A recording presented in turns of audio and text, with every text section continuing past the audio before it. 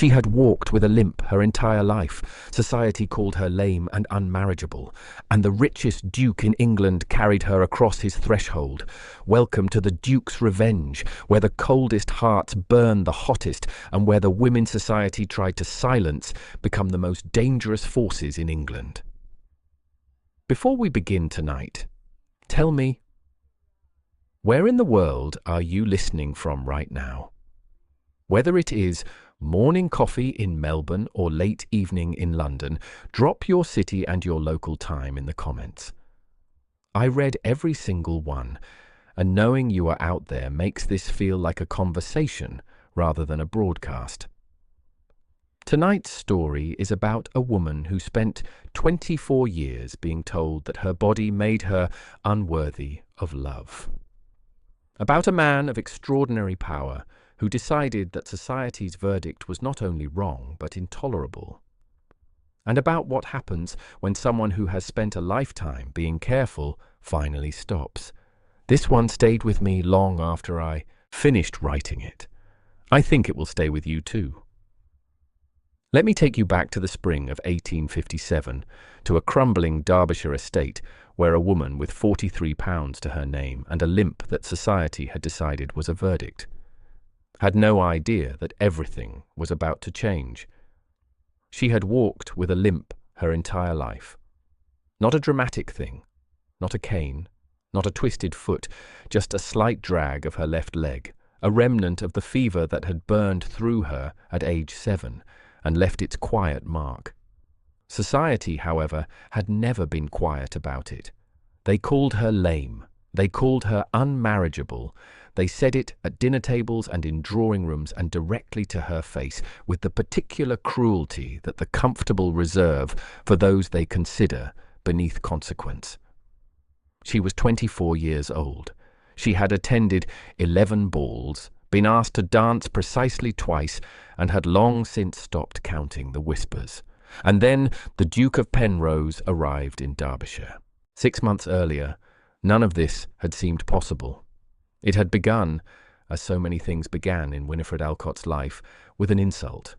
The Harrington Assembly Rooms in Bakewell had been decorated with a great quantity of hothouse flowers for the occasion, their scent cloying in the warm press of bodies, and Winifred had arrived on the arm of her father, the late Mr. George Alcott, still alive then, still managing a smile when the gout permitted, and had found her usual corner with the efficient grace of someone who has long since made peace with the geography of exclusion. She was not ugly. She had known that much, at least, since the age of 14, when her cousin had told her, in the particular tone of one delivering a consolation prize, "You have a pretty face, Winnie. It's a shame about the rest."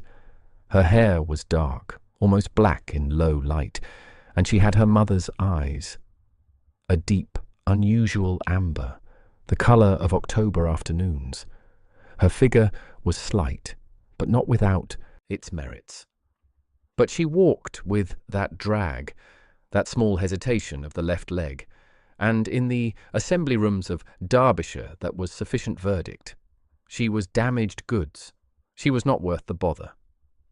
Lord Croft had arrived at the assembly that evening looking for amusement. He was 33, handsome in the blunt, well-fed way of men who have always been told they are handsome, and he had a habit of deciding things quickly without the inconvenience of reconsidering them. He had decided at some point in the preceding year that Winifred Alcott would make him a convenient wife. Not because he admired her, not because he had spoken to her at any length, but because she was gentry, and she had no other offers, and he was growing tired of his mother's increasingly pointed remarks about the Croft succession. He had approached her with the air of a man doing her a favour. "Miss Alcott." His smile had been practised and without warmth. "I wonder if you would honour me with the next set." She had looked up at him, and something in his eyes, some quality of calculation, some awareness of condescension that he had not troubled to conceal, had made her stomach tighten. "Thank you, Lord Croft," she had said carefully, "but I am afraid I do not dance." This was true. She did not dance. Not because she was incapable, she had learned in private the steps that her body would allow, but because she had been laughed at, once, at the age of 17, in front of a full assembly room, and she had decided she would rather spend the rest of her life in corners than endure that again. But Neville Croft had not heard the word no directed at himself in some time. His eyes had cooled.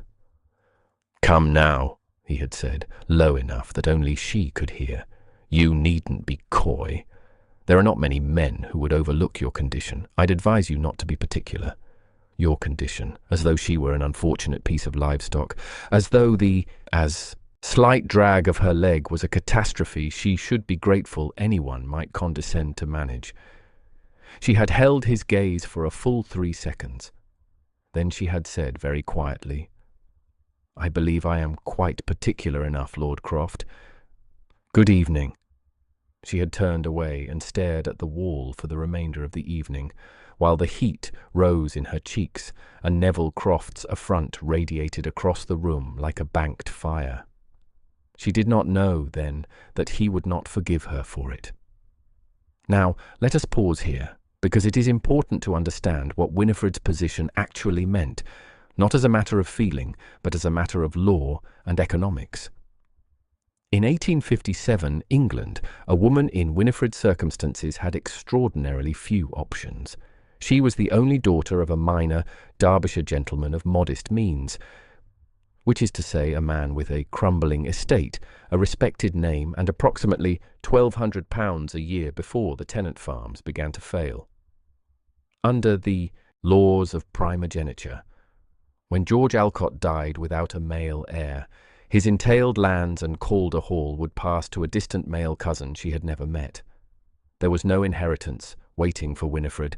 There was no pension, no fund, no profession open to her.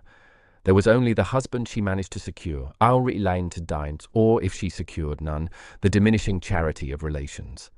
A woman of her class who did not marry became a dependent, a governess if she were lucky, a poor relation if she were not. Her education, her breeding, her character, none of it would protect her from the cold mathematics of a world that had decided her worth was measured entirely by her marriageability. And society had decided, with its characteristic efficiency, that Winifred Alcott was not marriageable. So when Neville Croft told her there were not many men who would overlook her condition, he was not simply being cruel. He was, in the language his world understood, informing her of her market value. He believed he was offering her rescue. He would spend the next 6 months learning what a catastrophic miscalculation that had been. Her father died in February. It was not sudden.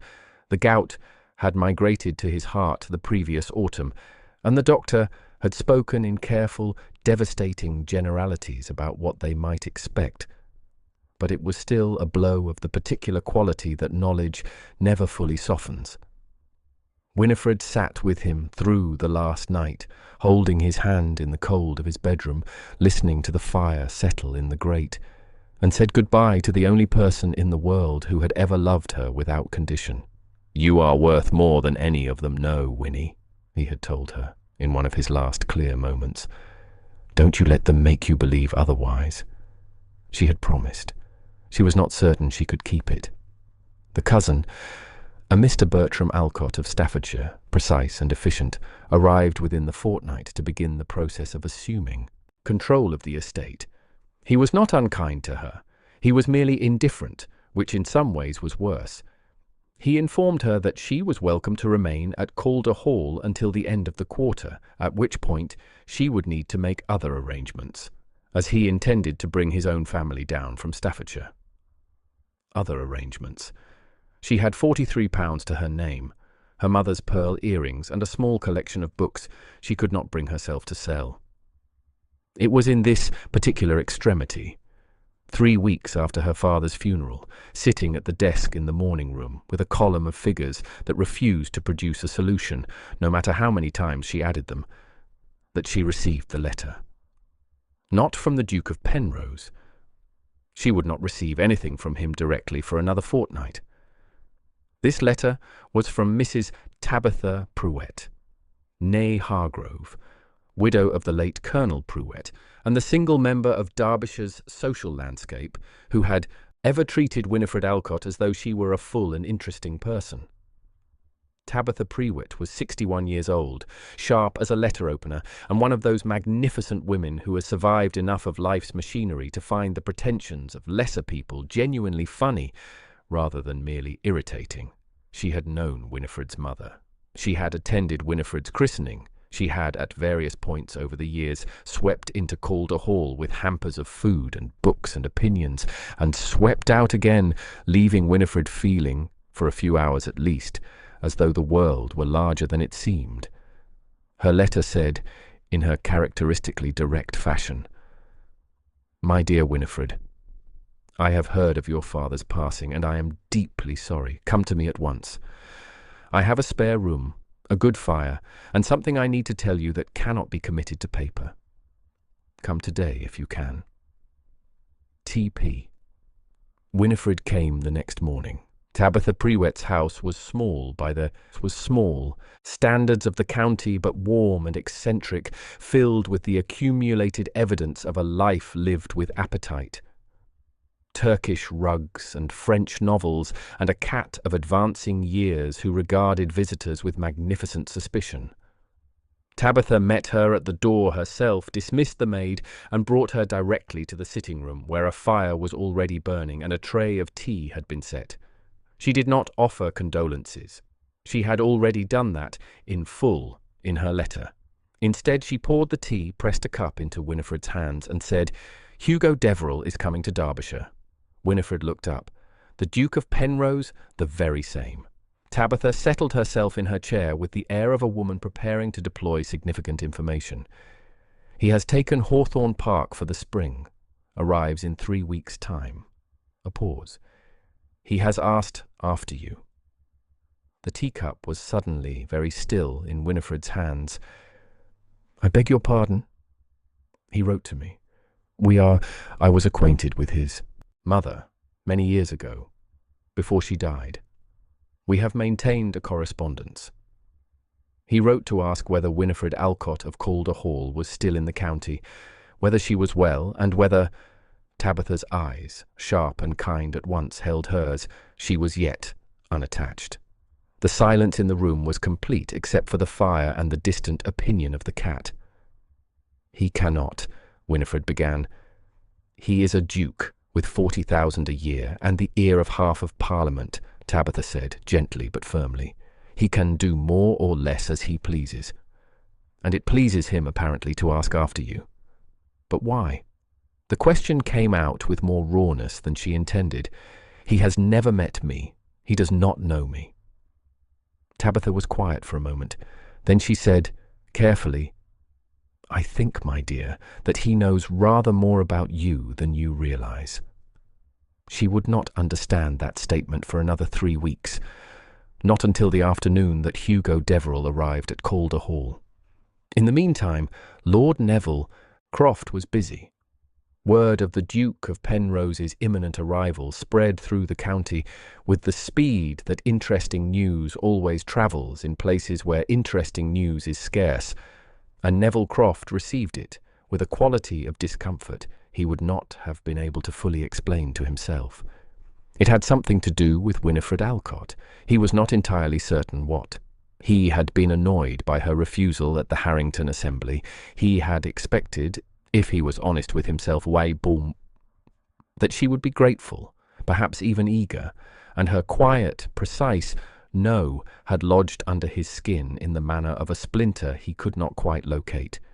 He had told himself in the weeks following that she would come around, that her options would narrow as her father's health declined, that she would eventually understand the wisdom of accepting what she was offered. Instead, her father had died, and she had gone to stay with Tabitha Pruett, and now there was a duke coming to the county, who had apparently asked after her specifically, and something in the calculus of Neville Croft's vanity was beginning to feel miscalculated. He did what men like him do when they feel threatened by a situation they cannot control. He started talking. It was a Thursday evening at Forsyth's, and the card table had reached that comfortable middle hour when the wine had been refreshed twice and the play had grown loose enough that conversation moved easily between hands. Croft waited until the deal had passed and the cards were being gathered before he set down his glass and said, with the careful reluctance of a man who had hoped not to be pressed on a delicate matter, "I suppose you've all heard about Penrose taking Hawthorne Park." They had. Strange business. He turned his cards without looking at them. I hope he knows what he is entering upon. The Alcott girl's situation is, well, a pause weighted with implication. One feels for her. The leg, of course, and her father's. Affairs were in rather worse order than anyone knew. And then there's the question of her character. His voice dropped to the register of a man confiding what he had hoped to keep private.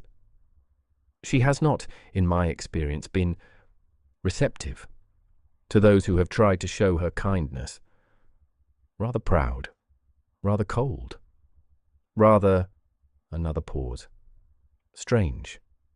I say it with all compassion. The men around the table received this in the way that men at card tables receive useful information, without visible reaction, with perfect retention. One simply hopes, Croft continued, gathering his cards at last, that Penrose doesn't find himself embarrassed.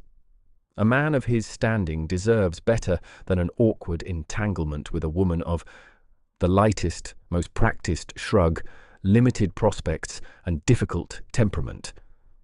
That's all I'll say. He said it 4 more times that week, in 4 different rooms, with 4 different arrangements of the same words. At the Forsyths' dinner on Saturday, at the Subscription Library on Monday afternoon, at the Bakewell Milliners on Wednesday morning, where he encountered Mrs. Hartbury, admiring a new bonnet, and found her a receptive audience, and at the magistrate's supper on Thursday evening. By the end of the fortnight it had taken on the quality of established fact, the way that slanders always do when they are delivered by someone with a pleasant face and no apparent motive for malice. What Neville Croft did not know, what none of them knew, was that Hugo Deverell had already arrived in Derbyshire and had been quietly in residence at Hawthorne Park for 4 days before he made his presence officially known. He had come early and without announcement, taking possession of the house in the private manner of a man who has something specific he wishes to do before the county becomes aware of him. He had spent those 4 days quietly and with considerable thoroughness. She was in the kitchen garden of Calder Hall, still inhabiting it by the cousin's sufferance, her departure now 2 weeks away, when she heard the carriage on the drive. The morning-room windows looked out onto the approach, but the kitchen garden was at the side of the house, hidden by a yew hedge, and so she did not see the equipage arrive. She only heard it, the creak and rumble of expensive springs, the smart clip of well-tended horses, and she straightened from where she had been cutting the last of the winter kale, and felt something move in her chest that she could not immediately name. She went around the hedge. He was already on the steps. He was talking to the cousin with an air of perfectly civilized authority, and the cousin was nodding with the slightly dazed expression of a man who had just realized that the social stratosphere had descended unexpectedly onto his front step. Winifred stopped at the edge of the gravel path, still holding the kale, mud on her gloves, and the Duke of Penrose turned his head and looked at her. He was perhaps 35, dark-haired, like her, but where hers was soft and tended to escape its pins, his was close-cropped and severe, emphasizing the strong lines of his face, the jaw, the cheekbones, the quality of stillness about him that she had noticed from a distance and found even more pronounced at close range. His eyes were grey, not the theatrical storm grey of drawing-room novels, but a true, particular grey, the colour of a sky that has not yet decided whether to clear. They moved over her with a calm, unhurried attention that she was entirely unaccustomed to. "Miss Alcott," he said, not a question. He came down the steps and crossed the gravel and held out his hand, with a formality that somehow managed to be entirely natural, as though a duke in a 1,000-pound coat extending a hand to a woman holding winter kale in a muddy kitchen garden were the most ordinary thing in the world. She shook it. "Your Grace," she said. Her voice, she was relieved to hear, was steady. "I hope I am not intruding." His eyes had not moved from hers. "I have been meaning to call since my arrival. I apologize for the delay." "I was not aware your Grace had arrived," she said. Something shifted in his expression, not quite a smile, the suggestion of one. "No, I imagine not." He glanced at the kale in her hand and then back at her face with a quality of attention that was not pity and was not assessment and was not anything she had a ready word for. "Would you walk with me, Miss Alcott, if you can spare the time?" She looked at him. She looked at the cousin, who was hovering on the steps with an expression of barely concealed bafflement. She looked back at the Duke of Penrose. "I can spare the time," she said. They walked along the lane that ran behind the estate, between the bare-branched elms, with the light grey and soft above them, and the ground firm from a recent frost. She was acutely conscious of her gait, the slight drag of her left foot, the particular rhythm of her walk that was simply her walk, had always been simply her walk, and which she had spent 24 years trying to make herself stop thinking about. He walked beside her and did not adjust his pace, did not slow to accommodate her. Did not, she realized after the first few minutes, appear to notice her leg at all. Not in the way people noticed it, with that particular, careful, non-looking that was itself a form of looking. He simply walked beside her, hands clasped behind his back, and talked to her. He asked about the county. He asked about her father. He asked, with a directness that she found both startling and refreshing, whether she was managing, and what she intended to do when the quarter was out.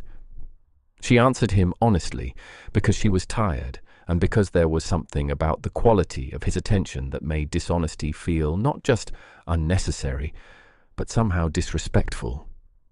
"I intend to apply for a position," she said, "as a governess or a companion.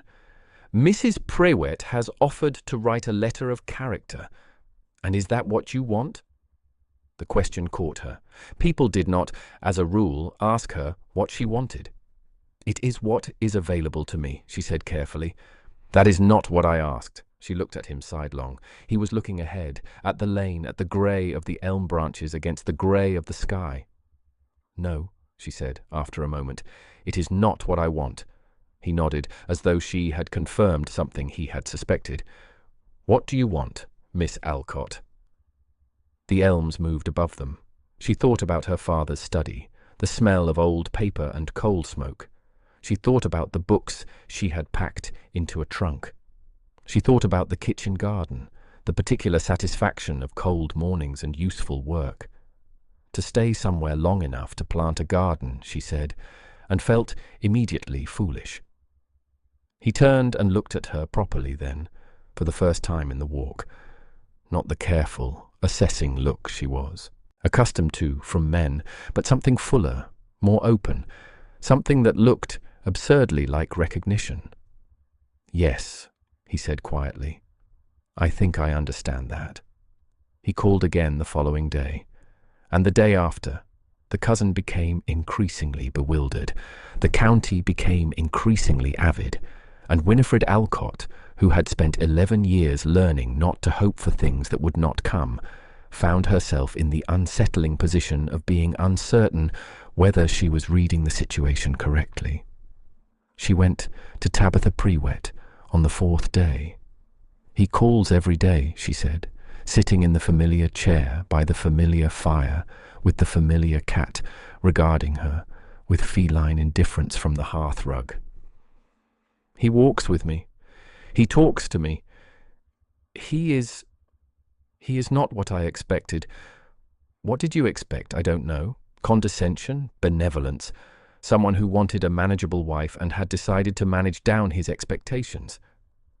She paused. He doesn't look at me like that. No, Tabitha said. He wouldn't. There was something in her tone. Winifred looked up. You said, the first day, that you thought he knew more about me than I realized. What did you mean? Tabitha was quiet for a moment. Then she set down her cup and said, He was at Forsyth's dinner, Winifred, 3 years ago. The one you attended with your father. Do you remember? She remembered it vaguely. A large dinner, a great number of people, her father deep in conversation with Forsyth about drainage and herself positioned in the usual corner watching the room. I don't recall seeing him. He was there. I know because I was there. And I know, Tabitha paused, because he asked me about you afterward. He asked who you were. The fire crackled. The cat shifted and resettled. 3 years ago, Winifred said. 3 years ago. Tabitha's eyes were steady. I told him your name. I told him about your father, your situation. He thanked me and said nothing further. A breath. And then, some months later, I received a letter from him. He asked whether you were well, whether your circumstances had changed, whether you were... Her mouth moved slightly, not quite a smile. Happy. He has been writing to you. About me. Twice a year. For 3 years. Tabitha picked up her cup again. I did not tell you because I did not know what to make of it, and because I did not want to give you either false hope or false alarm. But now that he is here, and calling every day, I think you deserve to know. Winifred sat very still. He has never met me, she said. Not before last week. He had seen you. That appears to have been sufficient. The fire was warm against her face, and the room smelled of wood smoke and old books, and she thought, what does it mean when a man watches from a distance for 3 years and says nothing? What does it mean when he finally speaks? She thought, I should be frightened. She was not entirely frightened, but she was something. The response was cut off at chapter 3. Here is the complete script from chapter 4 through to the end, in full, without omission. It was on the 6th day of his calling that the almost happened. He had arrived in the early afternoon with a book, an atlas of botanical illustrations, old and extraordinary, the plates hand-coloured, which he had found in the library at Hawthorne Park, and thought she might like to see. They had settled at the morning-room table with the light coming in long and pale from the west, and they had turned the pages together, and she had said something about the draftsman's rendering of the Narcissus that made him look up at her, with that particular expression she was beginning to recognize, the one that was not quite a smile and not quite wonder, but something that lived in the territory between them. You see things, he said, not a compliment in the conventional sense, an observation with the quality of something he had been thinking for longer than this. Afternoon. I have had a great deal of time to look at things, she said. It occupies the hours, in corners. He was quiet for a moment. Then, very carefully, he reached across and turned the page for her. And his hand did not move away from the table immediately, but stayed there, near hers, close enough that she could feel the warmth of it without quite being touched. She did not breathe. The afternoon light lay across the table between them. Outside somewhere, a cart was passing on the road. The fire ticked in the grate. And in the morning room of Calder Hall, with an atlas of botanical illustrations open between them and the world entirely absent, he turned his head and looked at her, and she looked back, and the distance between them contracted to something that was measured in inches, and then in less than inches, and she felt his breath, and her own had entirely stopped. The morning-room door opened. The cousin came in without knocking, in his habitual fashion, carrying a letter, and already talking about drainage easements before he had fully entered the room. He stopped, looked at them, looked at the atlas, said, with the baffled graciousness that was the best he could manage, "I beg your pardon. I didn't realize." Hugo straightened, removed his hand from the table. "Not at all," he said, with perfect composure, and the world rushed back in around the three of them. That night, lying in the narrow bed of the room that was already not hers, Winifred stared at the ceiling and thought about the distance that had not quite been closed, about his breath, about the way he had looked at her. She did not sleep for a considerable time. I have to pause here for a moment because this next scene is one I rewrote 3 times before I understood what it needed to be. It is not the most dramatic scene in the story. It does not contain the declaration or the kiss or the revenge. But it is the scene I keep returning to, and I think you will understand why when you hear it. It was Neville Croft who forced the matter, though not in the way he had intended. He had been watching the daily visits with the particular fury of a man who has miscalculated and cannot admit it, and on the 8th morning he rode out with no clear purpose except the restless, ugly energy of someone who needs to do something before he can think clearly enough to decide what.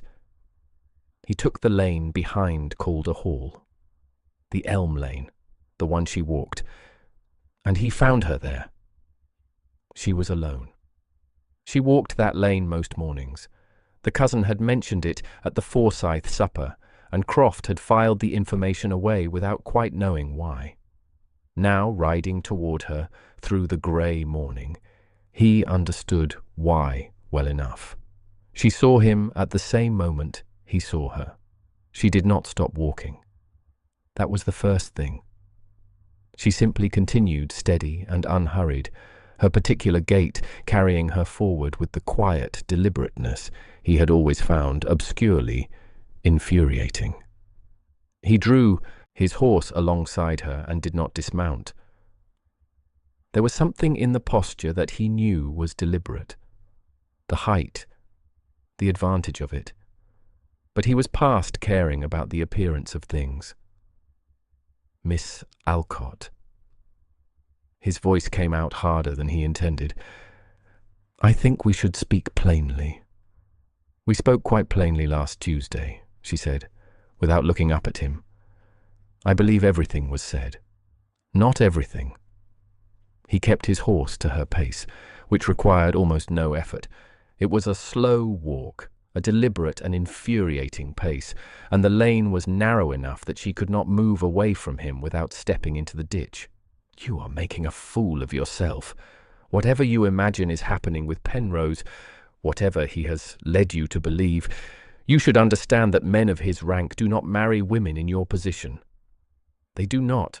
His voice dropped. "I am the only offer you are going to receive. I am offering it again now here, plainly, and I would advise you very seriously to consider it before you find yourself without options of any kind." She stopped walking.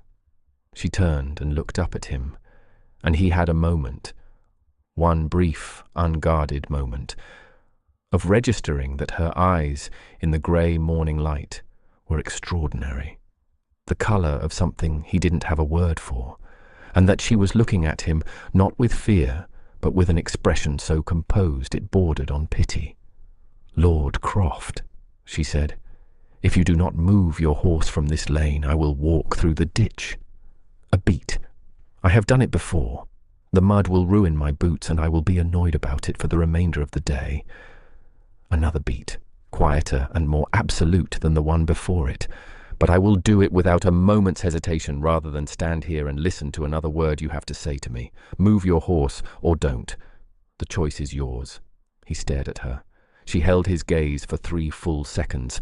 Then she stepped off the lane and into the grass at the verge and walked past him and did not look back.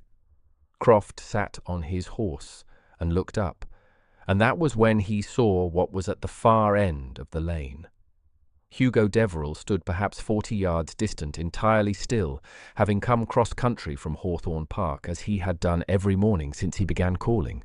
He had reached the elm lane in time to observe the full length of the encounter, the horse drawn alongside her, the narrowed path, her stillness, and then her composure, and then the extraordinary, unhurried moment when she had stepped into the verge and walked past a man on horseback as though he were furniture she had decided not to acknowledge. Hugo did not move. He did not need to. He simply stood at the end of the lane with his hands at his sides and looked at Croft with the particular quality of attention of a man who has seen and recorded everything and intends to remember it. And the cold and complete nature of that attention was, in the grey morning silence, considerably more communicative than any words would have been. Croft wheeled his horse and rode back the way he had come. Winifred came toward Hugo through the dew-wet grass, her boots dark at the hem, her chin level. She saw him when she was perhaps 20 feet away. She stopped. "Your Grace." A pause, while something moved across her face. The expression of someone rapidly assessing how much of the preceding minutes had been visible. "How long have you been standing there?" "Long enough," he said. She felt the heat rise in her face. Not shame, she decided, but something adjacent to it. Something that had to do with being seen at the precise moment she had stopped caring whether anyone was watching. "He has been doing that for some time," she said. "The words, I mean. Not the horse. That was new. I know what he has been doing." His voice was even. What was happening behind his eyes was considerably less so. Winifred. It was the first time he had used her name without the title, and they both registered it. "Are you all right?" She considered the question with the seriousness she brought to everything. "Yes," she said, "though I am annoyed about my boots." He looked at her boots. He looked at her face. And then, because he was a man who had spent 3 years being careful and was finding the practice increasingly difficult, he crossed the remaining distance between them and took both her hands in his, muddy gloves and all, and held them, and said nothing for a moment and felt her fingers still in his grip. "I am going to speak to you tomorrow," he said. "There are things I should have told you days ago. Will you receive me?" She looked down at their joined hands, and then up at him. "Yes," she said simply. "I will receive you." He released her hands. He stepped back. He watched her walk the rest of the lane toward the house, and he stood there in the grey morning with the elms bare above him, and the dew on the grass, and the particular silence of a man who has made a decision he is not going to revisit. And he thought, tomorrow, then no more waiting.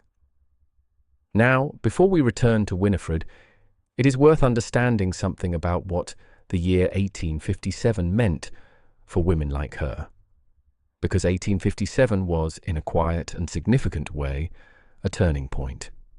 That year, Parliament passed the Matrimonial Causes Act, which allowed civil divorce in England and Wales for the first time. Before this act, a marriage could only be dissolved by a private act of Parliament, a process so expensive and so grueling that it was effectively available only to the wealthiest men in the country, and almost entirely unavailable to women. A husband could divorce his wife on the grounds of adultery alone.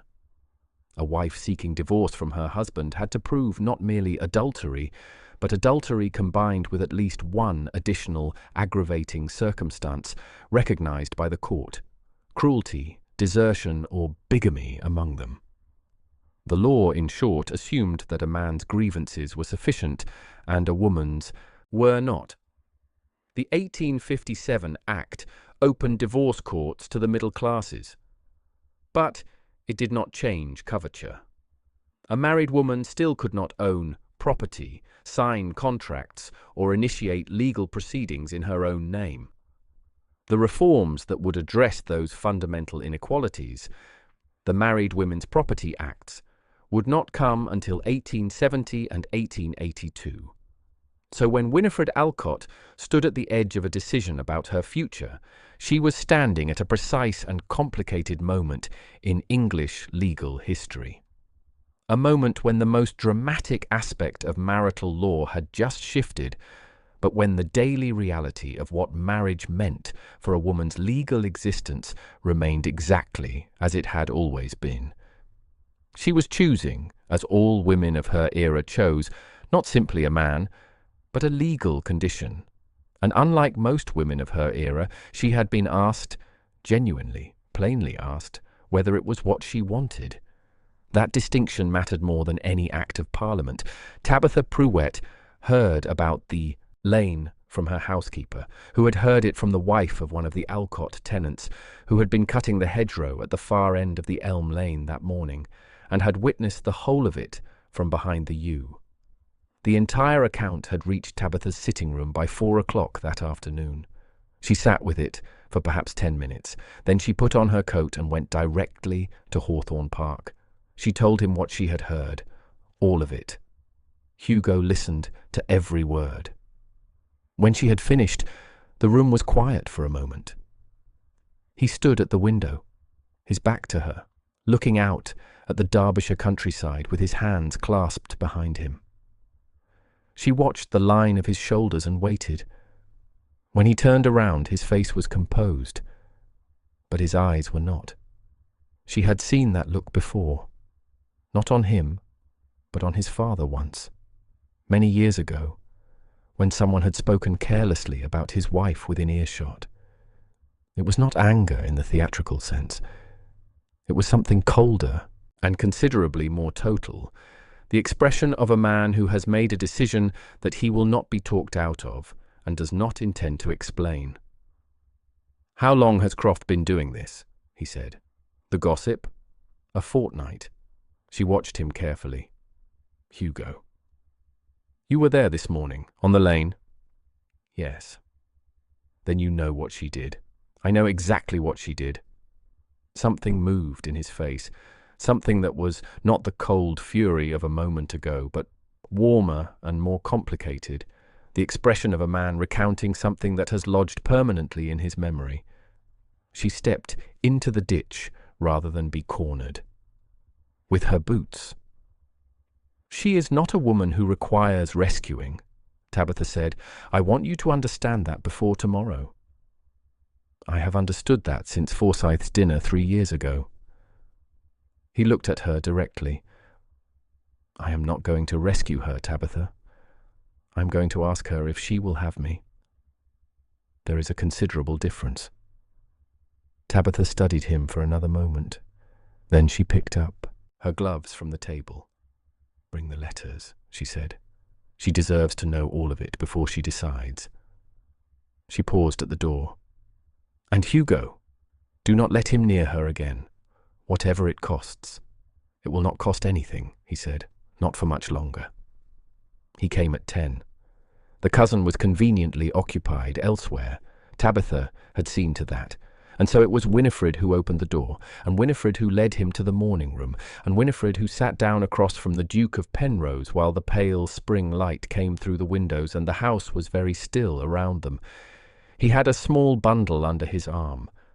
Letters, she saw, tied with plain cord. He set them on the table between them without speaking. She looked at them, and then at him. "I'm going to tell you something," he said, "that I should probably have found a more conventional way to approach. But I find I have run out of both time and convention." His voice was even. His hands, resting on his knees, were very still. "I saw you 3 years ago, at Forsyth's dinner. You were in the corner of the room reading a letter someone had brought you, and you had the expression of a person who has entirely forgotten that anyone can see them. And I—" He stopped. "I have not been able to stop thinking about it," he said, "about you. I wrote to Mrs. Pruett. I asked after you, twice a year, because I had no legitimate reason to ask after you myself, and I was not prepared to do nothing." He looked at the letters. "These are mine. I wrote them, one every few months since that evening. I did not send them. I was not sure I had the right. A pause. "I am not certain I have the right now, but I am not willing to let Neville Croft destroy your reputation and leave you to face it alone while I say nothing." She had not moved. She was not sure she had breathed. "What do they say?" she asked. Her voice was barely above a whisper. "Everything," he said simply. "That I saw you and could not forget it. That I made inquiries and discovered what your life was like and was angry on your behalf at a world that had decided to discard someone extraordinary for a reason that says nothing about her worth and everything about the poverty of its judgment." He looked at her directly. "That when I heard your father was ill, I came to Derbyshire 2 months earlier than I told anyone. I wanted to see if what I remembered was real." And was it? It was considerably more than I remembered. The morning room was very still. Outside somewhere, a blackbird was singing. "Why did you not come to me sooner?" she asked. 2 months. "Because I wanted to know you first. Not as a man presenting an offer to a woman with no options. That is not." He stopped again, and she saw something move in his face, something under the control. "That is not how I wanted this to be. I watched you in the kitchen garden. I watched you walking in the lanes. I saw how you spoke to the tenant's children and how you spoke to the cousin, and how you stood in the elm lane yesterday morning. Something in his eyes now that she could not look away from. I have had considerable experience of people who endure difficult circumstances by contracting, who become smaller and quieter and more careful. You have not done that. You are exactly the same size you have always been. And I—" He reached across and touched her hand. Just that, his fingers resting over hers. "I would like to marry you, Winifred," he said. "Not because you have no other options, though I intend to ensure Croft answers for what he has done to your reputation regardless of what you decide, but because I have been in a great number of rooms in England over the last 3 years, and none of them have contained anything I wanted more than I wanted to know you better. I am asking. A breath. You are allowed to say no." She did not say no. She sat for a long time with her hand under his, and the letters on the table between them, and the blackbird singing outside, and she thought about her father, and the kitchen garden, and to stay somewhere long enough to plant a garden, and she thought about 11 Corners, and your condition, and the small, careful life she had been girding herself to endure. And she thought about an atlas open on a table, and the afternoon light, and a door opening at precisely the wrong moment. She thought about a lane in the grey morning, and a man on a horse, and the dew on the grass, and Hugo at the far end of it, still and certain, watching her come toward him. She turned her hand over and held his. "I have some conditions," she said. His mouth moved. It was, she realized, the first time she had seen him genuinely smile, and it transformed his face. Not into something gentle exactly, but into something that was his, particular and warm and entirely different from the controlled authority he presented to the world. "I would expect nothing less," he said. She looked at the letters on the table between them. She did not open them. She did not need to. He had just told her everything they said. The engagement was announced on a Thursday. The effect on the county was, by all accounts, significant. Lady Forsyth heard it at the milliner's, and stood holding a bonnet ribbon for fully 30 seconds without appearing to notice. Mrs. Hartbury, who had told Winifred at the Harrington Assembly 3 years ago that she must sit out the dancing for everyone's sake, read the announcement in the paper and felt something she would have had difficulty naming.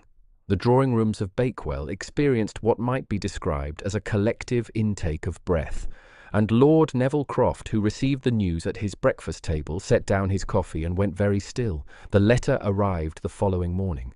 He almost did not open it. He knew the handwriting. He had seen the Penrose crest on correspondence before, at the card tables of London, and there was a particular quality to the penmanship of men who had been educated to understand that their handwriting would be read by people who mattered.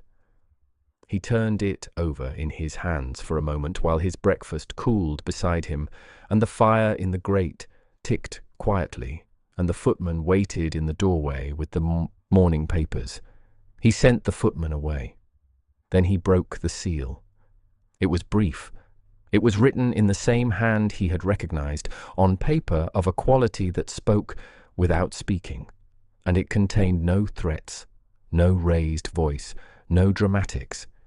It informed him, in language of extreme courtesy and precision, that the Duke of Penrose was aware of certain falsehoods that had been in recent circulation regarding Miss Winifred Alcott, that the Duke had in his possession written testimony from 3 individuals, 2 at Forsyth's card table, 1 at the Bakewell milliner's, attesting to the origin of these falsehoods, that the Duke was prepared to pursue the matter through legal channels, which would require Lord Croft to account publicly for his statements before a court, and that, alternatively, Lord Croft might find it prudent to remove himself from Derbyshire before the end of the month, his membership of the county's principal clubs having been quietly and permanently revoked, effective that morning.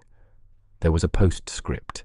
It read in that same unhurried hand, "I trust you will make the prudent choice. Penrose." Neville Croft read it twice.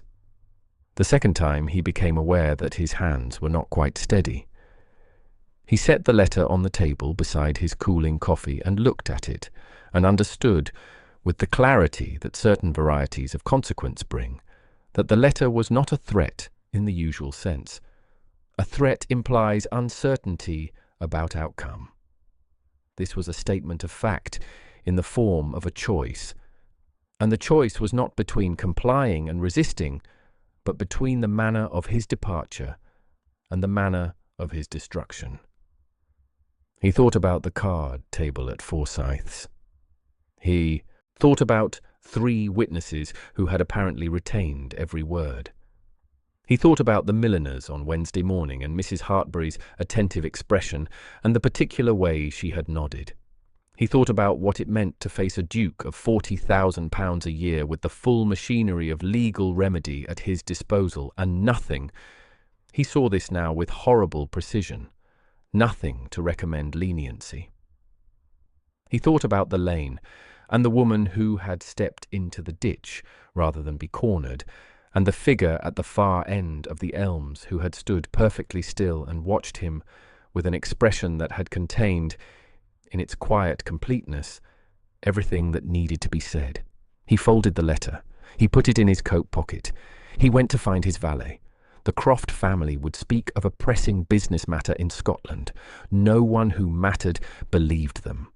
The story that did circulate, the true one, in fragments, through the careful channels that Tabitha Prewett commanded, with the ease of a woman who had spent 60 years becoming indispensable to county information networks, was sufficient.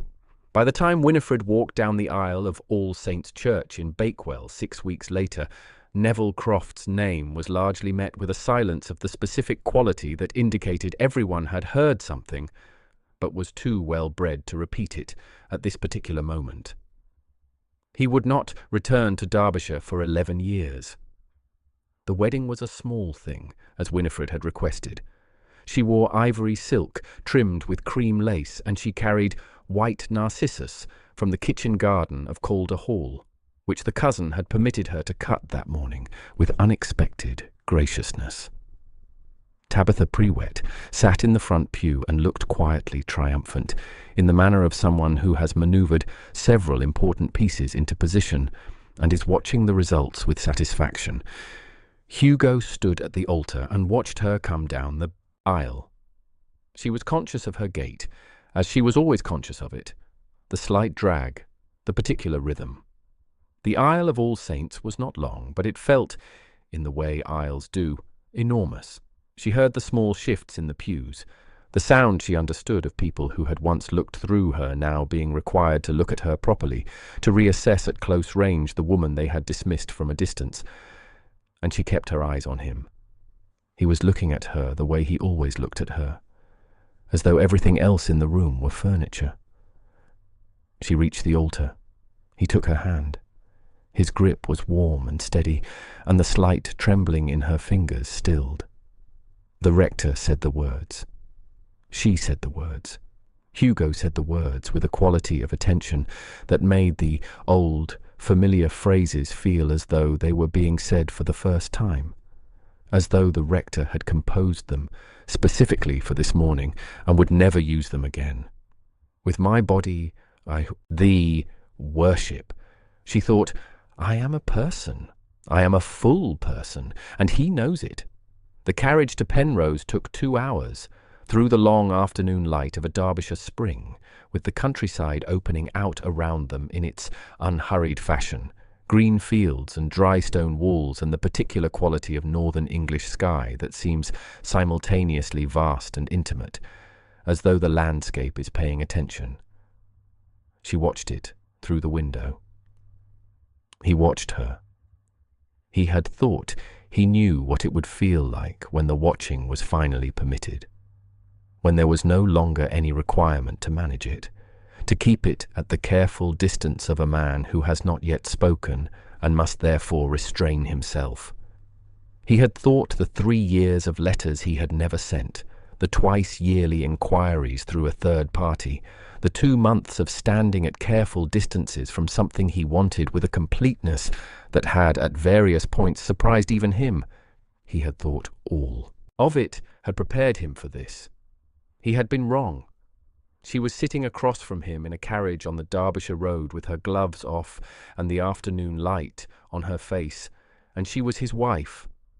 And the management was over. And what remained, when the patience and the restraint and the necessary distance had finally been set down, was simply this: her and the light and the road and the feeling of a man who has waited long enough and knows at last that the waiting is done. He reached across and took her hand. She turned from the window and looked at him. Not with surprise. She had stopped being surprised by him somewhere around the 4th day. She looked at him with that directness that was simply how she was made, and then she looked down at their hands, and then she turned her hand in his and laced her fingers through his fingers and looked back at the countryside and said nothing. And that was everything. They rode the rest of the way to Penrose in a silence that was not empty, but entirely full, and the afternoon light moved across the hills, and the carriage wheels turned, and the 3 years of distance between them closed at last into something that required no management at all. She had known, intellectually, that Penrose would be large. She had not been quite prepared for what large meant at £40,000 a year. It was not merely large, it was the accumulated ambition of 6 generations of Deverells, a great stone house that had begun as something modest in the previous century and had been added to, improved, expanded and refined until it was simply itself, whole and certain, and settled into the Derbyshire landscape as though it had grown there. Formal gardens to the east, a kitchen garden of a size that made her breath catch, parkland stretching to the south with mature oaks, and in the distance a lake going silver in the late afternoon light. The staff stood in a line along the steps, and Hugo brought her forward, and the housekeeper, a Mrs. Yarborough, composed and grey-haired and possessing the contained authority of someone who has managed a large household for many years, gave her a bow of perfect formality and said, "Your Grace." It was the first time she had been addressed that way. She did not quite know what to do with her face. Mrs. Yarborough's expression softened, fractionally, in a way that suggested she had managed duchesses before, and found this one tolerable already. That evening, after the household had settled, Hugo took her through the house. Not the formal tour, that would come later, with Mrs. Yarborough and the daylight. This was something else, a private thing, just the 2 of them with a lamp, moving through rooms that smelled of old wood and beeswax and the flowers that had been arranged throughout in celebration. He brought her, toward the end, to a room she had not expected. It was on the 2nd floor, at the east end, A room of good southern light, she would realize in the morning, though now it was lit only by the lamp he carried. There was a writing desk, a good chair, shelves along 2 walls, and on the shelves, her books.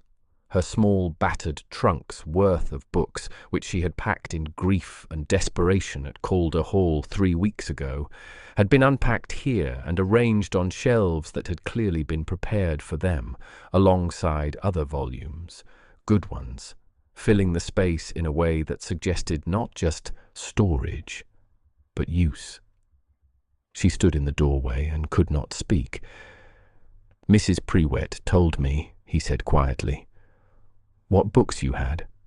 I asked her when I commissioned the shelves." He looked at her. "I thought you should have somewhere to go that was entirely yours."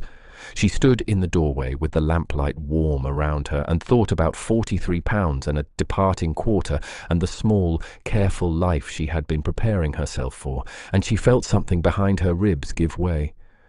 Not a breaking, but a settling, the way a door that has been held shut for a long time finally closes properly. "Hugo," she said. He set the lamp on the desk and crossed the room to her, and she was crying before she fully knew she was doing it, quietly, without drama, the way she had learned to do most things. And he stood in front of her and cupped her face in both his hands with a care that felt almost unbearably deliberate. "You are allowed to stay," he said, "for as long as you want, for all of it." She put her hands over his. "I know," she said. "I'm not crying because I'm afraid." "I know," he said, and something in his voice told her that he did know, that he understood the particular texture of this moment, and that he had been patient for 3 years and was prepared to be patient for considerably longer. He kissed her forehead first, then her cheek, then the corner of her mouth where the lamplight caught the last of her tears. Then when she turned her face up fully, her mouth, with a thoroughness and a certainty that left absolutely no ambiguity about the nature of his patience or about how completely, at last, it was over. Outside, the spring night was cool and fragrant with the last of the narcissus from the kitchen garden, and the great house was quiet around them, and Winifred Alcott, who was now Winifred Deverell, Duchess of Penrose, stood in a room that had been made for her by a man who had seen her in a corner of a crowded room 3 years ago, and had decided quietly and completely that she was worth waiting for. They came to Hawthorne Park the following August so that she might be near Tabitha, who was not as well as she pretended. Winifred walked out into the kitchen garden on their second morning and stood in the early sun with the smell of earth and green things around her, and thought about everything she had planted at Penrose since March, the roses along the south wall, the kitchen beds, the walled garden Hugo had told her to do with entirely as she pleased, and felt something so uncomplicated and so complete that it took her a moment to identify it. She was happy. Not the careful, qualified happiness of someone who has learned to expect disappointment, not the performance of happiness for the benefit of those watching. Simply happy, in the ordinary and revolutionary way of someone who has found after a long time the correct place for themselves in the world. She heard him behind her, his footsteps on the flagstones, the particular quality of his presence that she had learned in the way you learn something you intend to keep, and did not turn around immediately. Just felt him stop at her shoulder, just felt his hand come to the small of her back. "Good morning," he said. "Good morning." She leaned back, slightly, against his hand. They stood for a while in the kitchen garden in the early sun, while the bees worked the last of the spring flowers and the county spread out around them in its customary manner, utterly unaware of having been wrong. Later that morning, Tabitha Prewett arrived for tea and found them in the garden, both of them muddy, arguing pleasantly about the proper placement of a new rose bed. She stood at the garden gate and watched them for a moment before they noticed her. "Well," she said, to no one in particular, with the satisfaction of a woman who has placed several very important pieces correctly and lived to see them hold. "There we are. And that, my friends, is how a woman's society called lame and unmarriageable found herself carried across the threshold of one of the great houses of England by the man who had loved her, quietly and completely since the moment he first saw her in a corner of a crowded room and decided she was the only person in it worth watching. I want to say something before we part. When I was writing Winifred, the thing I kept returning to was this: she never asked to be saved. She refused Croft not because she had a better offer waiting. She didn't know that, not then. She refused him because she had decided, somewhere in those 11 years of corners, that she would rather face the consequences of her own choices than live inside someone else's condescension. And when Croft put his horse in her path and narrowed the lane to nothing, she stepped into the ditch, not because she wasn't frightened, but because some part of her had already decided, long ago, that she would rather ruin her boots than give a man like that the satisfaction of watching her stop. Hugo saw that. From the end of the lane, in the grey morning, he saw exactly that. And I think that is the whole of the story. Remember when I said at the beginning that this story would make you feel things? I hope I delivered. Tell me in the comments, what was the moment that got you? I read every single one, and your responses are genuinely what keeps me making these. And if you know someone who has spent too long being careful, too long in corners, too long believing the world's verdict about their worth, share this with them. These stories are for them. If you haven't subscribed yet, I would love to have you here for the next one. Until then, take care of yourselves.